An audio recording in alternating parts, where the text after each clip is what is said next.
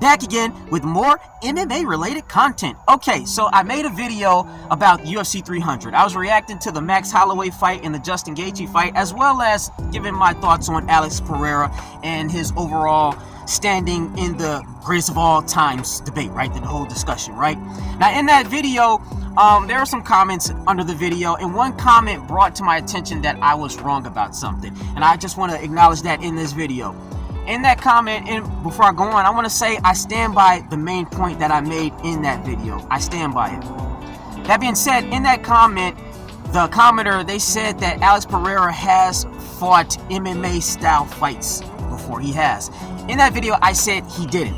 I basically said Alex Pereira has only fought basically kickboxing matches under MMA rules, that he has never really been I don't want to say tested, but he has never fought an MMA style fight before, because I do still believe he has yet to be tested. I do. But I was wrong when I said he has never fought an MMA style fight. I didn't realize that commenter, he brought to my attention that Alex has fought fights in which he was brought to the ground and guys have tried to take him down and things like that. He mentioned the Polish fighter. He took Alex down in the first round, right? That's a fight, and apparently he fought Bruno Silva, and Bruno was trying to take him down a whole bunch of times, and I guess he listed one more fight. So I want to say I was wrong. Alex Pereira has fought MMA style fights, and man, you know, you might see me kind of looking back and forth between, you know, the eye of the camera and the screen. Like, I feel more comfortable looking into my own eyes when I make these. I don't always like looking directly into the camera, you know what I'm saying? But anyway, I might vacillate between the two. Anyway, back to the main point. Alright, I was wrong. However, like I said, I still stand by my main point. Alex Pereira, I guess he has fought MMA style fights before, but he has yet to still be challenged on the ground in these fights. Now, some people are going to say, well, Jan took him down. You know, he almost had him in the rear naked choke. You understand, Jan is not known as a grappler. And even in that fight, Daniel Cormier said he's not known, he's a striker. That's not normal for Jan, right? Jan's not a grappler. He's not a guy that wants to be taking people down constantly. So let's see if he can hold up wrestling for Hayter for the next 10 minutes. And the same thing goes for pretty much everyone else Alex Pereira has fought. Just all strikers. He hasn't fought a serious, hardcore, seasoned grappler. He hasn't been put through the ringer yet, like most of the greatest of all times have. You know, in the first video, I said I felt Demetrius Johnson is the greatest of all time, and I'm thinking about it more like, man, do I really believe that, or do I think GSP is the greatest? If I do, I would probably say like they're neck and neck in terms of greatest of all time, because Demetrius Johnson and GSP, they fought an eclectic range of fighters. GSP fought, you know, the lower weight classes.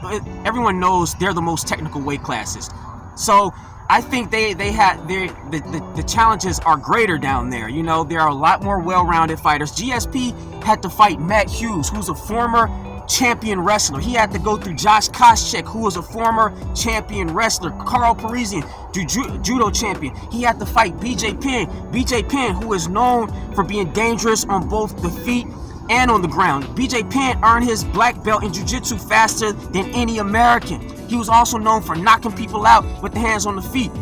Alex Pereira has never fought this level of well-rounded fighter before. All he's been doing is fighting strikers. He hasn't fought a really seasoned, decorated grappler. He has to be put through the test. Every great fighter has to be put through the fire. You know what I'm saying? Chuck Liddell fought Randy Couture. Randy Couture, I think he qualified for the Olympics or something. Randy Couture, you know, and Chuck beat him. But Chuck has also beat really dangerous strikers, and he's also beat really dangerous, well-rounded fighters. Guys like Rampage. Rampage was knocking people out on the feet, and he was like beating people down on the ground, known for slamming them ground and pound the whole nine. Alex Pereira has not fought anybody remotely similar to these guys. You know, every GOAT, every greatest of all time needs to be challenged, you know what I'm saying? Chuck Liddell had to fight Randy Couture. Jose Aldo had to fight Frankie Edgar. Goku had to fight King Piccolo. You know, all the greats had to go through the fire. John Jones had to go through Daniel Cormier. Daniel Cormier is a monster wrestler until Alex Pereira fights that pit bull wrestler, that monster wrestler that's just going to maul him and, you know, get him down and tire him out, exhaust him. You know, when I saw the Jan fight, Jan was gasping for air after the first round. It was like, it's crazy. Like, that's not what I'm talking about. They really need to give Alex Pereira somebody that's really going to tire him out. There's somebody that's just going to exhaust him. So that's my take on it. Give Alex Pereira somebody that's going to test him on the ground. Not a striker that's going to resort to panic takedowns and desperation wrestling in order to try to beat him. Somebody that wants to take him down, that wants to grind him out, beat him down, maul him, ball him up, and make him feel like a woman in their hands. Pretty much that's what it is. You got to make someone, give him somebody that's going to manhandle this guy, that's going to push him.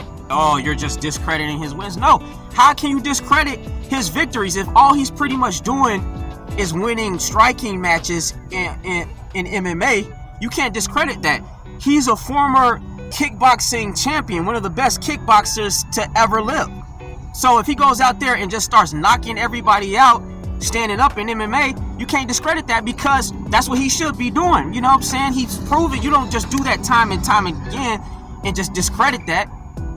So he deserves the credit that he has gotten in terms of being a really, really good striker, a kickboxer, or whatnot.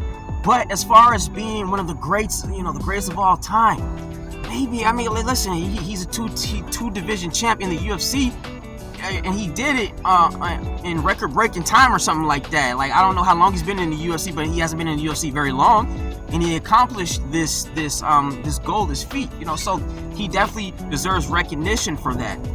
But still, I feel like there's a rubric, a grading scale, a criteria in order to rise through the ranks or up the ladder of greatest of all times. It takes more than just getting to the UFC and becoming the champion real fast. Brock Lesnar actually became heavyweight champion considerably fast when he got into MMA and stuff.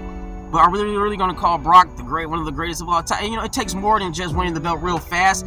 Yeah, that's one thing that factors in that you can consider when analyzing his GOAT status. But then there's other stuff too. The caliber of fighters. Who is he fighting?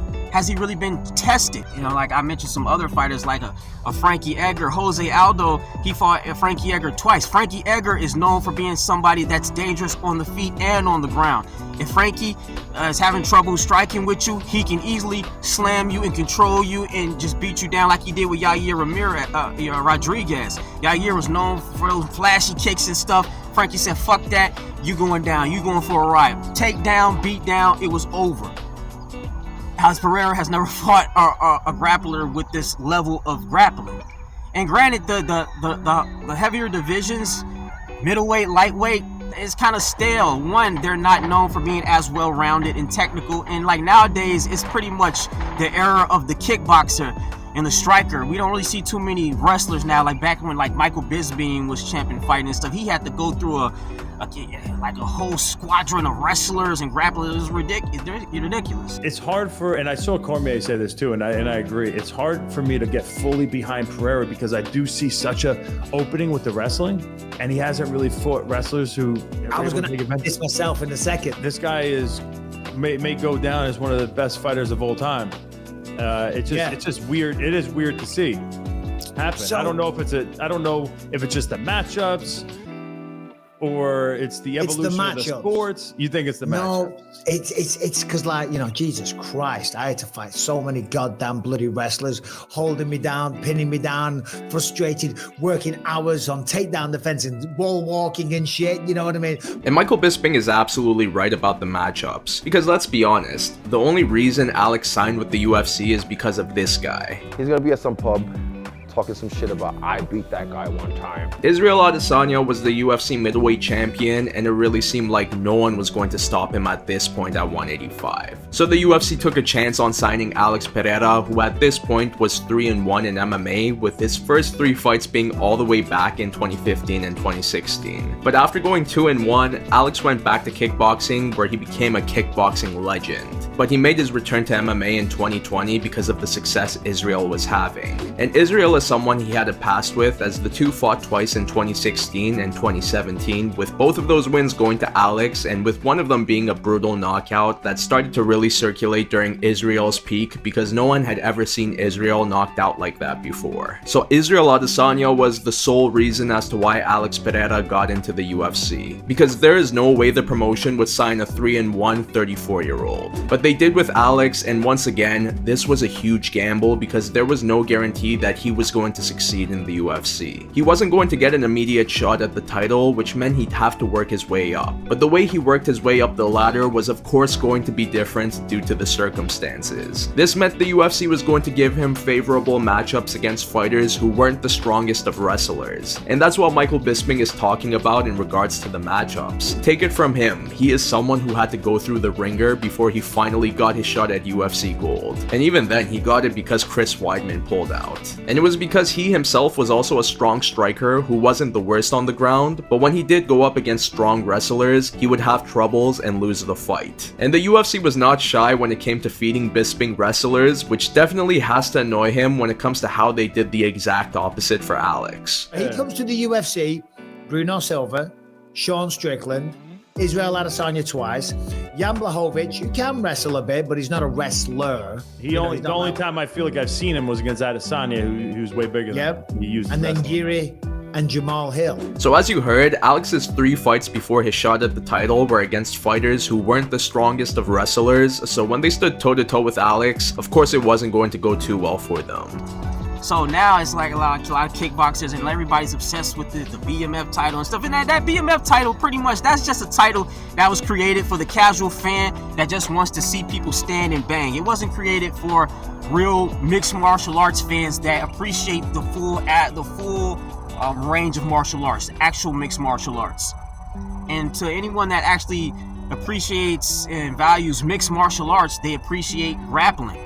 And they know a really, really good grappler is the only way to really, really test a really, really good striker. So, yeah, until we see that from Alex Pereira, I don't know. I don't know if we can really say he's above a John Jones or on the same level of a John Jones, a Demetrius Johnson, or a GSP. Hey, only time will tell. But like I said, I just wanted to talk about the error that I made in that first video and where I was wrong and acknowledge it, because you know I do like to acknowledge when I do make a mistake. Yeah, I like that.